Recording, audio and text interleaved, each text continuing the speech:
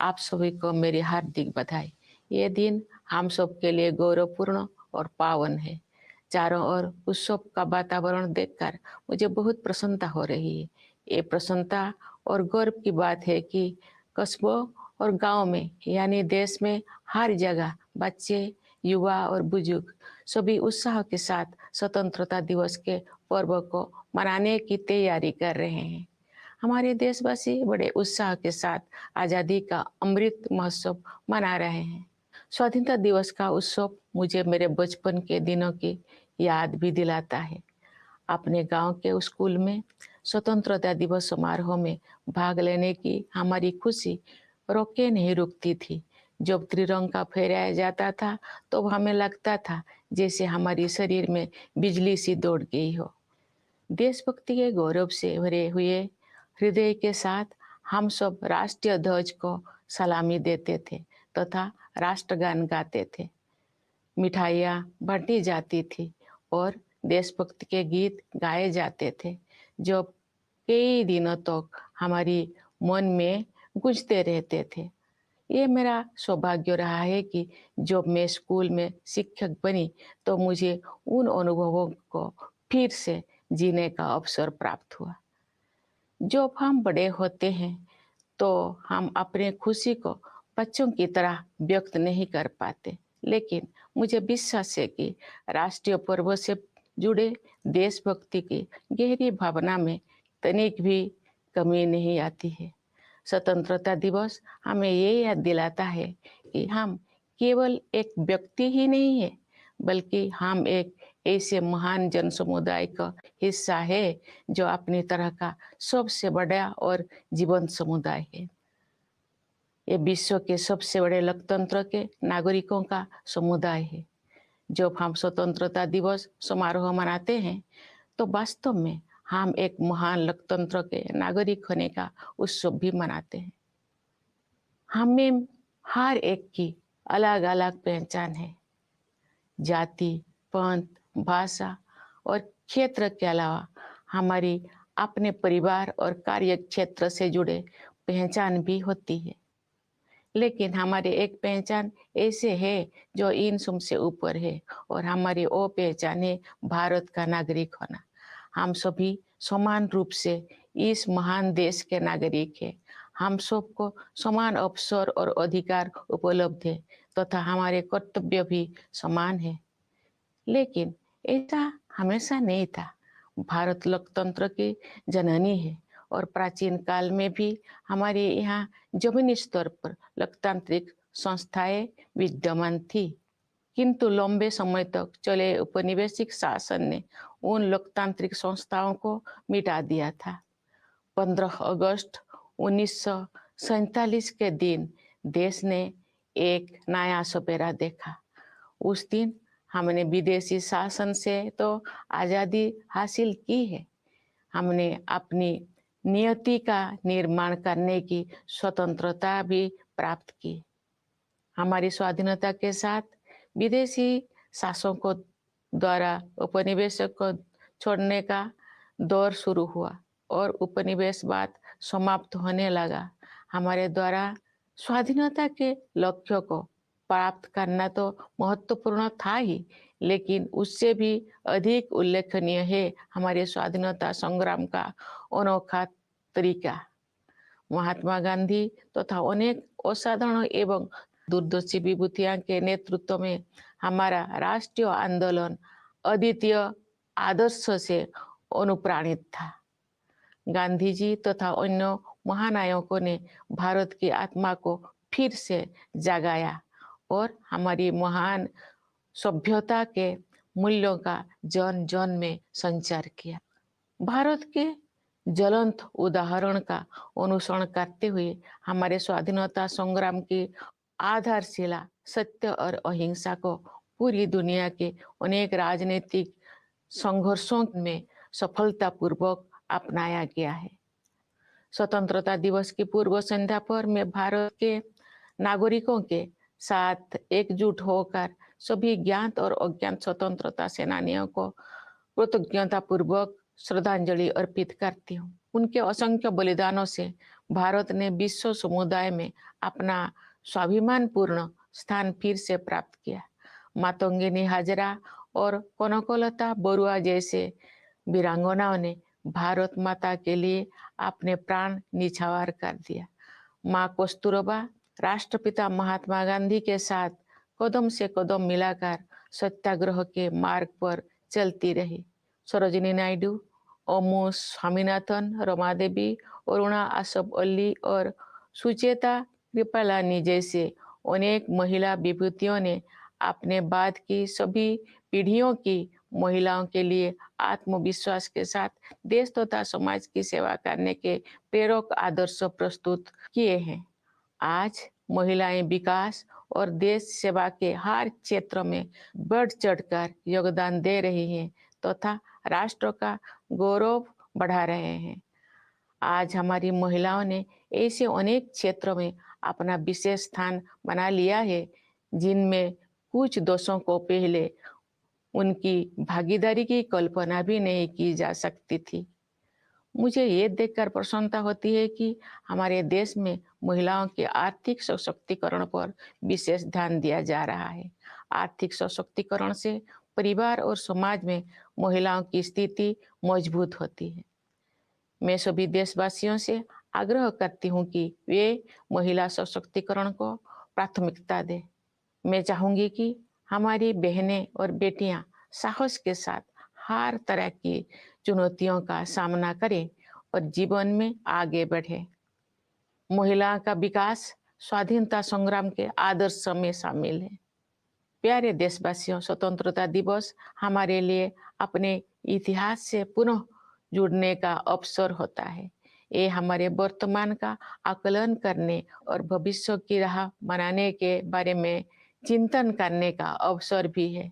आज हम देख रहे हैं कि भारत ने न केवल विश्व मंच पर अपना यथाचित स्थान बनाया है, बल्कि अंतर्राष्ट्रीय व्यवस्था में अपनी प्रतिष्ठा को बढ़ाया भी है। अपनी यात्राओं और प्रवासी भारतीयों के साथ बातचीत के दौरान मैंने अपने देश के प्रति उनमें एक नया विश्वास तथा गौरव का भाव देखा है।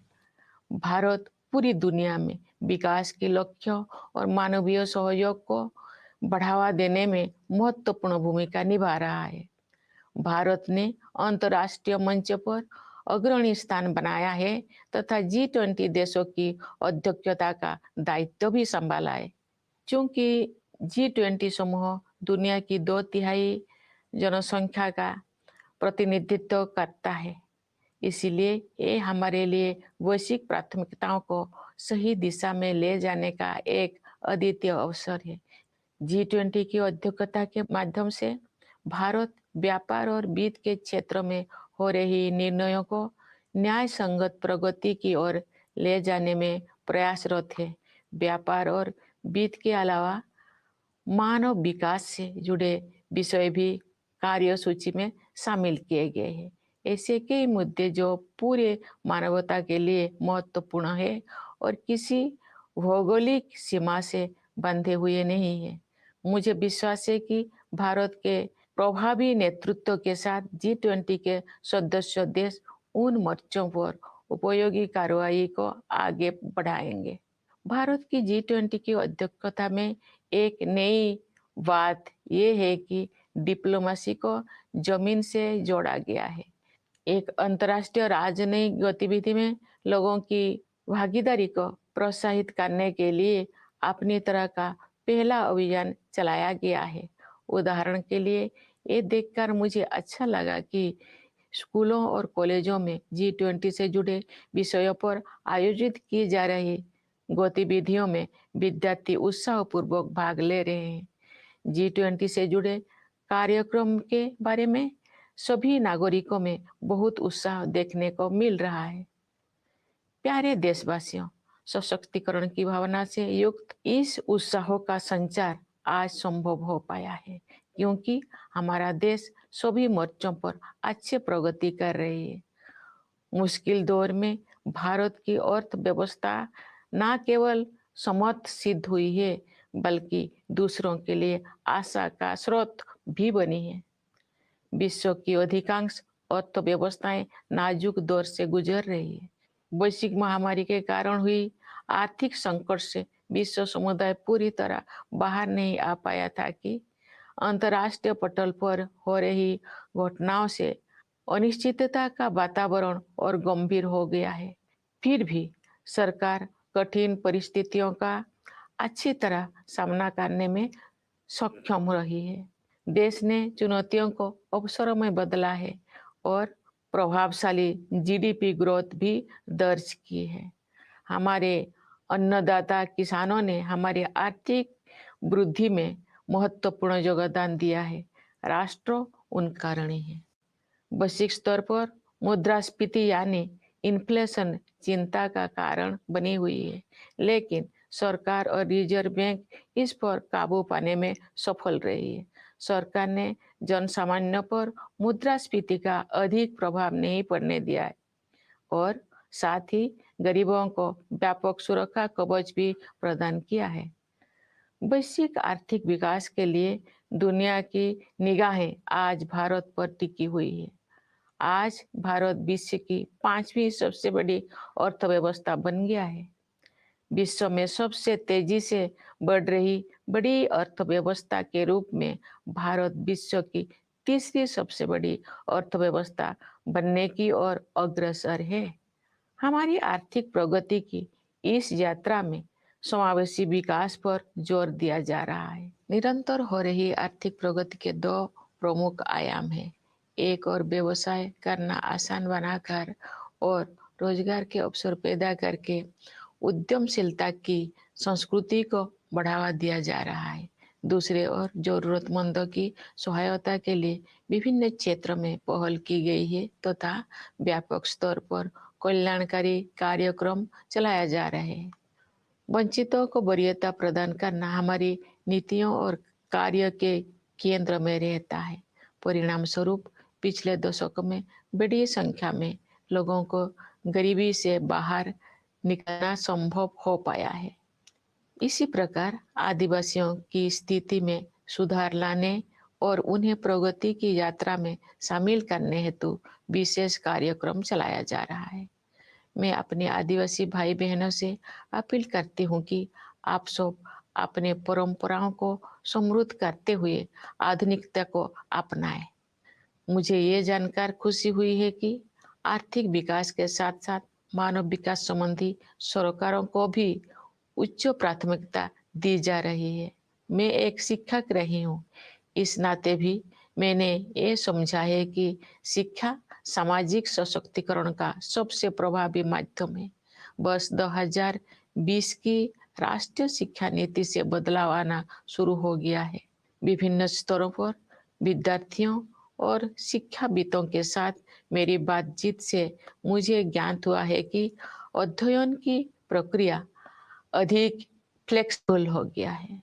इस दूरदर्शी नीति का एक प्रमुख उद्देश्य प्राचीन मूल्यों को आधुनिक कौशल के साथ जोड़ना है।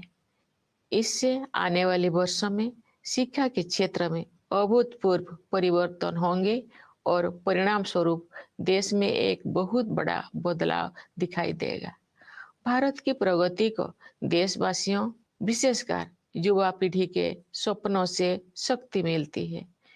विकास के अनंत संभावनाएं देशवासियों की प्रतीक्षा कर रही है। स्टार्टअप से लेकर खेलकूद तक हमारे युवाओं ने उत्कृष्टता के नई आसमानों की उड़ान भरी है। आज के नई भारत की महत्वाकांक्षाओं के नई क्षितिज असीम है।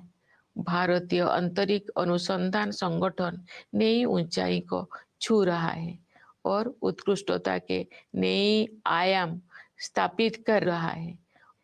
इस वर्ष इसरो ने चंद्रयान-3 लॉन्च किया है, जो चंद्रमा की कक्षा में प्रवेश कर चुका है और कार्यक्रम के अनुसार उसका विक्रम नामक लैंडर तथा प्रज्ञान नामक रोवर अगले कुछ ही दिनों में चंद्रमा पर उतरेगा। हम सभी के लिए वो गौरव का क्षण होगा और मुझे भी उस पल का इंतजार है। चंद्रमा का अभियान अंतरिक्ष के हमारे भावी कार्यक्रम के लिए केवल एक सीढ़ी है। हमें बहुत आगे जाना है। अंतरिक्ष अभियान में ही नहीं बल्कि धरती पर भी हमारे वैज्ञानिक और टेक्नोलॉजिस्ट देश का नाम रोशन कर रहे हैं। अनुसंधान, नवाचार तथा उद्यमशीलता को बढ़ावा देने के लिए अगले 5 वर्षों में 50,000 करोड़ रुपये की राशि के साथ सरकार द्वारा अनुसंधान नेशनल रिसर्च फाउंडेशन स्थापित किया जा रहा है। ये फाउंडेशन हमारी कॉलेजों, विश्वविद्यालयों और अनुसंधान केंद्रों में रिसर्च एवं डेवलपमेंट को आधार प्रदान करेगा, उन्हें विकसित करेगा तथा आगे ले जाएगा। प्यारे देशवासियों, ज्ञान विज्ञान में उत्कृष्टता प्राप्त करना ही हमारा लक्ष्य नहीं है, बल्कि हमारे लिए ये मानवता के विकास के साधन है। एक क्षेत्र जिस पर पूरे विश्व के वैज्ञानिकों और नीति निर्माताओं को और अधिक तत्परता से ध्यान देना चाहिए, वो है जलवायु परिवर्तन। हाल के वर्षों में बड़ी संख्या में एक्सट्रीम वेदर इवेंट्स हुई है। देश के कुछ हिस्सों में असाधारण बाढ़ का सामना करना पड़ा है। कुछ स्थान सूखे की मार झेलते हैं। इन सब का एक प्रमुख कारण ग्लोबल वार्मिंग को भी माना जाता है। अतः पर्यावरण के हित में स्थानीय, राष्ट्रीय तथा वैश्विक स्तर पर प्रयास करना अनिवार्य है। इस संदर्भ में ये उल्लेखनीय है कि रिन्यूएबल एनर्जी के क्षेत्र में हमने अभूतपूर्व लक्ष्यों को प्राप्त किया है। अंतर्राष्ट्रीय सौर ऊर्जा अभियान को भारत ने नेतृत्व प्रदान किया है। अंतर्राष्ट्रीय प्रतिबद्धताओं को पूरा करने में हमारा देश अग्रणी भूमिका निभा रहा है। विश्व समुदाय को हमने लाइफ यानी लाइफस्टाइल फॉर एनवायरनमेंट का मंत्र दिया है। प्यारे देशवासियों, असामान्य मौसम की घटनाएं सभी पर असर डालती है, लेकिन गरीब और वंचित वर्गों के लोगों पर उनका और अधिक प्रभाव पड़ता है। शहरों और पहाड़ों क्षेत्रों के जलवायु परिवर्तन की स्थितियों का सामना करने के लिए विशेष रूप से सक्षम बनाने की आवश्यकता है। मैं ये कहना चाहूंगी कि लोभ की संस्कृति दुनिया को प्रकृति से दूर करती है और अब हमें ये एहसास हो रही है कि हमें अपनी जड़ों की ओर लौटना चाहिए। आज भी अनेक जनजातीय समुदाय ऐसे हैं जो प्रकृति के बहुत करीब और प्रकृति के साथ सौहार्द बनाकर रहते हैं। उनके जीवन मूल्यों और जीवन शैली क्लाइमेट एक्शन के क्षेत्र में अमूल्य शिक्षा प्रदान करते हैं। जनजातीय समुदायों द्वारा युगों से अपना अस्तित्व बनाए रखने के रहस्यों को एक शब्द में ही व्यक्त किया जा सकता है और शब्द है हमदर्दी। जनजातीय समुदाय के लोग प्रकृति को माता समझते हैं तथा उसकी सभी संतानों अर्थात वनस्पतियों और जीव जंतुओं के प्रति सहानुभूति रखते हैं। कभी कभी दुनिया में हमदर्दी की कमी महसूस होती है, लेकिन इतिहास साक्षी है कि ऐसे दौर केवल कुछ समय के लिए ही आते हैं, क्योंकि करुणा हमारा मूल स्वभाव है। मेरा अनुभव है कि महिलाएं हमदर्दी के महत्व को और अधिक गहराई से महसूस करती है और जो मानवता अपनी राह से भटकती है तो वे सही रास्ता दिखाती है। हमारे देश ने नई संकल्पों के साथ अमृत काल में प्रवेश किया है तथा हमें भारत का वर्ष 2047 तक एक विकसित राष्ट्र बनाने की दिशा में आगे बढ़ रहे हैं। आइए हम सभी अपने संवैधानिक मूल कर्तव्यों को निभाने का संकल्प ले तथा व्यक्तिगत और सामूहिक गतिविधियों सभी क्षेत्र में उत्कृष्ट की ओर आगे बढ़ने का सतत प्रयास करें, ताकि हमारा देश निरंतर उन्नति करते हुए कर्मठता तथा उपलब्धियों की नई ऊंचाइयां हासिल करे।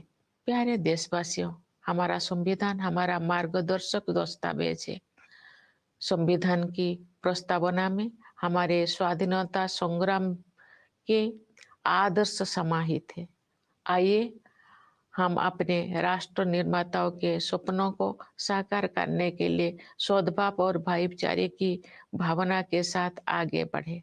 स्वतंत्रता दिवस की पूर्व संध्या पर मैं पुनः आप सबको विशेष रूप से सीमाओं की रक्षा करने वाले सेना के जवानों, आंतरिक सुरक्षा प्रदान करने वाले सभी बलों एवं पुलिस के जवानों तथा दुनिया के विभिन्न हिस्सों में रहने वाले प्रवासी भारतीयों को बधाई देती हूँ। सभी प्यारे देशवासियों को बहुत बहुत शुभकामनाएं। धन्यवाद। जय हिंद, जय Bharat.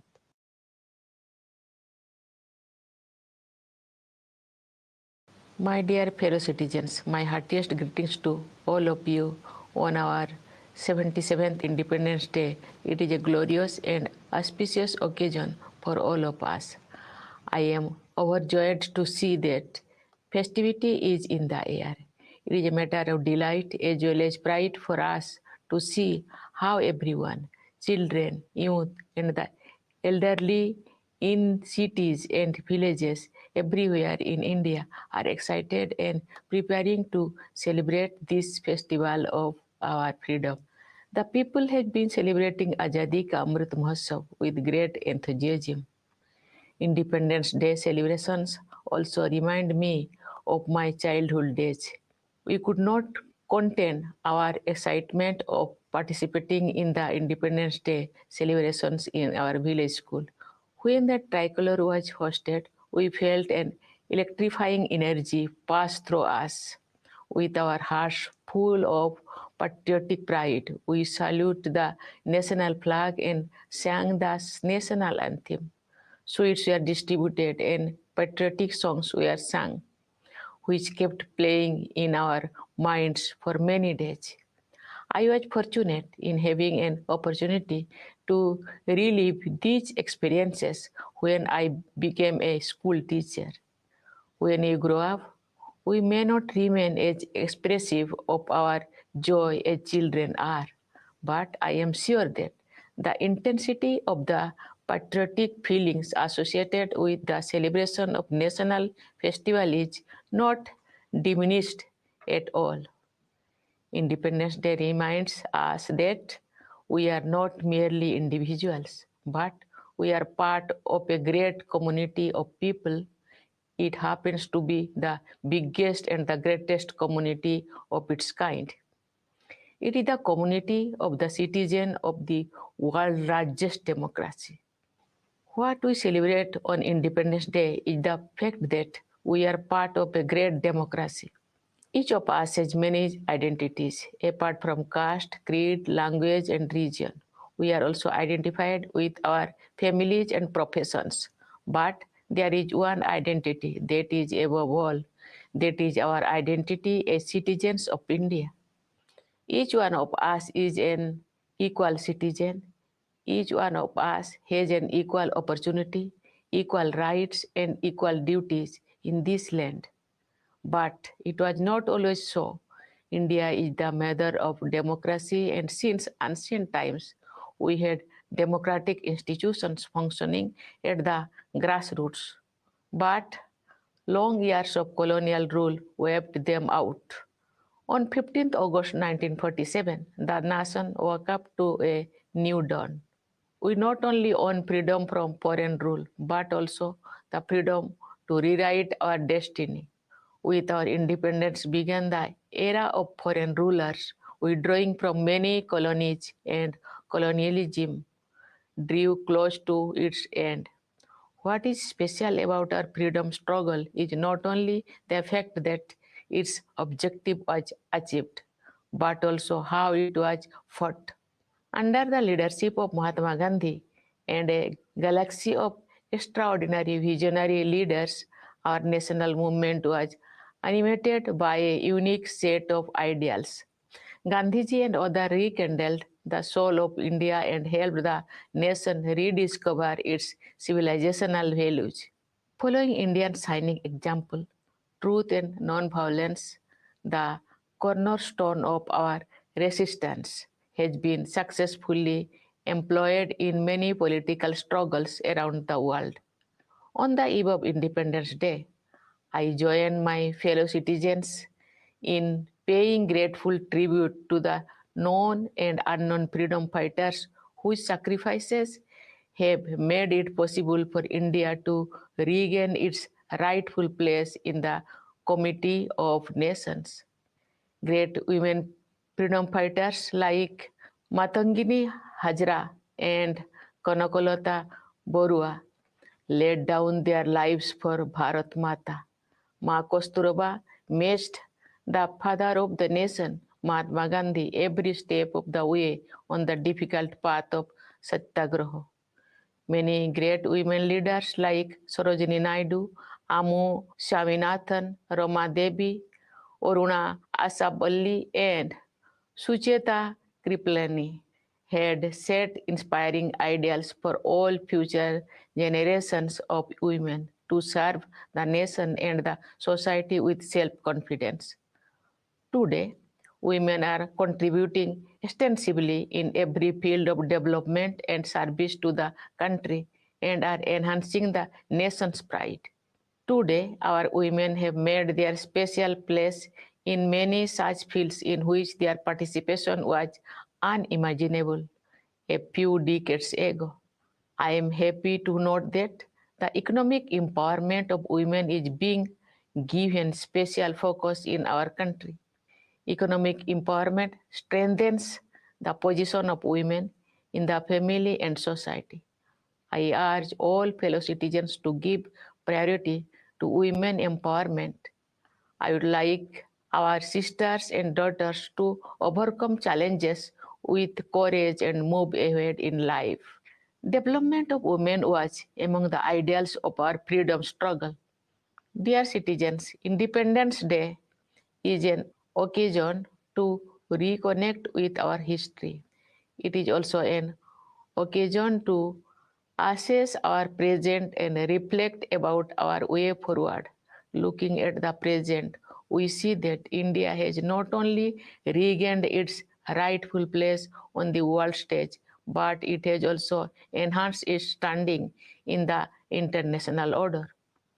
During my visits and interactions with the members of the Indian diaspora, I have observed a new confidence in the India story.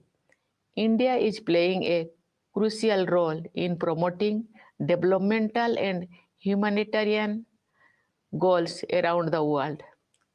It has also assumed leadership of international forum, especially the presidency of G20. As the G20 represents two-thirds of the world population, this is a unique opportunity to help shape global discourse in the right direction. With the G20 presidency, India can nudge decision making in trade and finance towards equitable progress. Beyond trade and finance, matters of human development too are on the agenda. There are many global issues that concern all humanity and are not limited by geographical boundaries. I am confident that with India's proven leadership in dealing with global issues, member nations will be able to advance effective action on these fronts.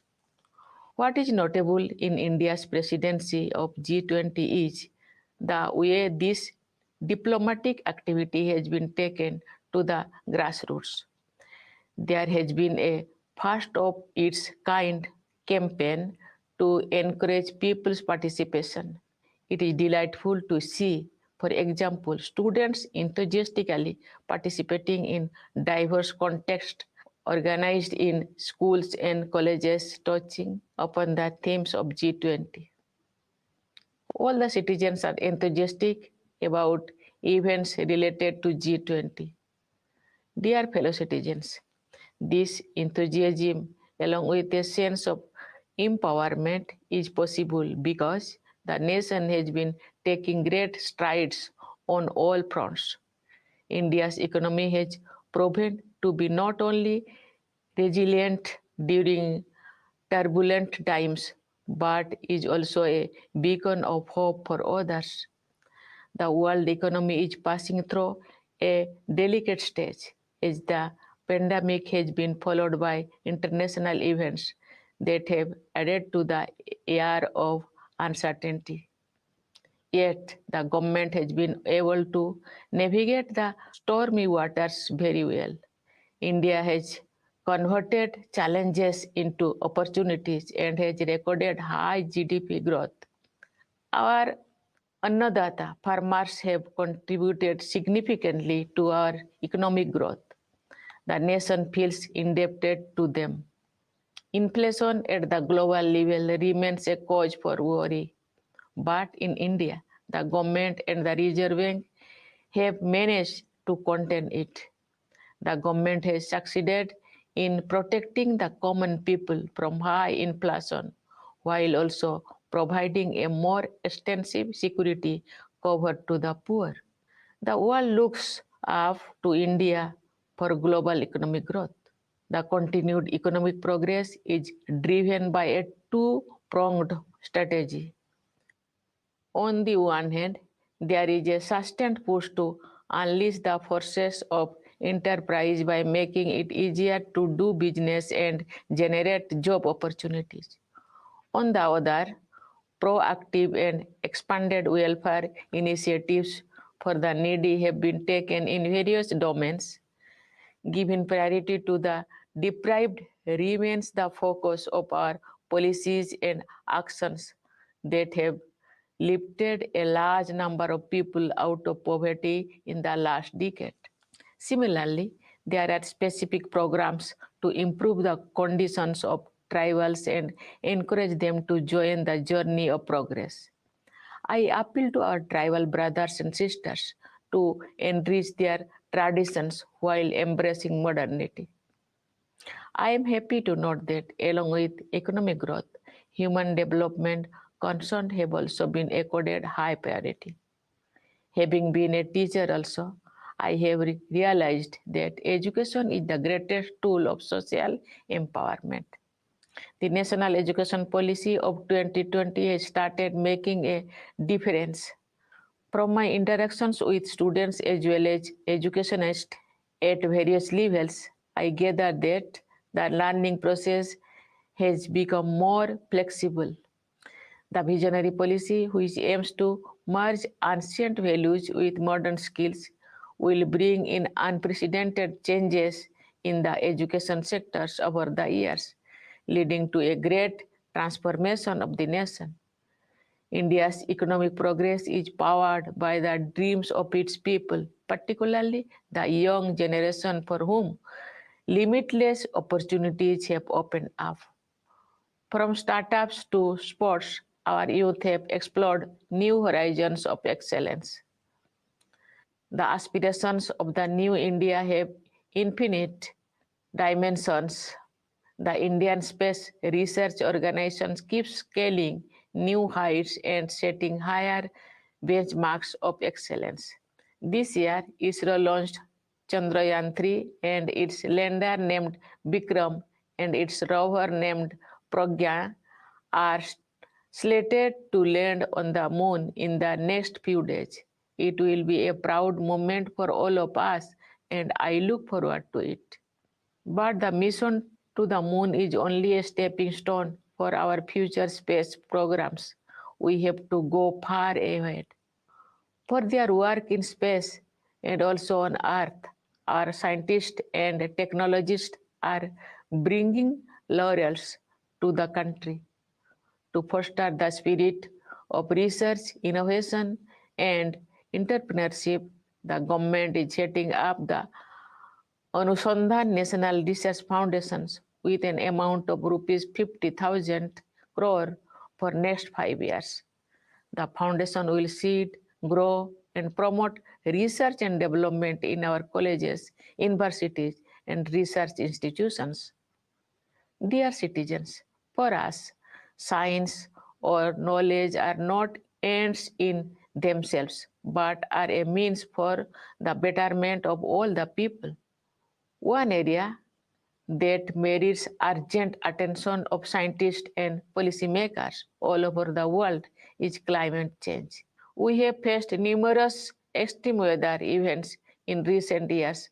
Parts of India have faced extraordinary floods. At the same time, there are places facing drought.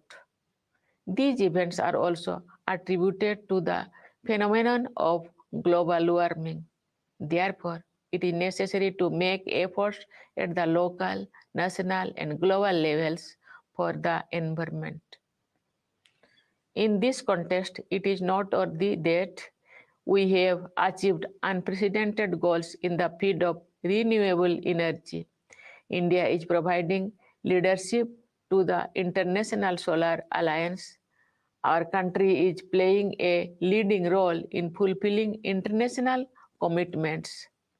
We have given the mantra of life, that is lifestyle for environment, to the global community. Dear fellow citizens, extreme weather events affect all, but their impact is far more severe on the poor and the marginalized. Cities and hilly terrains especially need to be made more resilient. The larger point here is that the culture of greed takes the world away from nature. We now realize the dire need to return to our roots. I know that there are still many tribal communities who live very close to nature and in harmony with it. Their values and lifestyle offer invaluable lessons for climate action. The secret of the survival of the tribal communities through ages can be summarized in one word. That single word is empathy. They have empathy for all Mother Nature's fellow children, flora and fauna alike. Sometimes, however, the world seems to be suffering from a deficit of empathy. But history shows that such periods are only aberrations, and kindness is our fundamental nature. It is my experience that women have empathy in greater measure, and they show the way when humanity goes astray. Our country has entered Amrit Kal with new resolutions, and we are moving forward towards making India an inclusive and developed nation by the year 2047. Let us all take a pledge to perform our fundamental duty to strive towards excellence in all spheres of individual and collective activity so that the nation constantly rises to higher levels of endeavor and achievement. Dear fellow citizens, our Constitution is our guiding document. Its preamble contains the ideals of our freedom struggle. Let us move forward with the spirit of harmony and brotherhood to realize the dreams of our nation builders.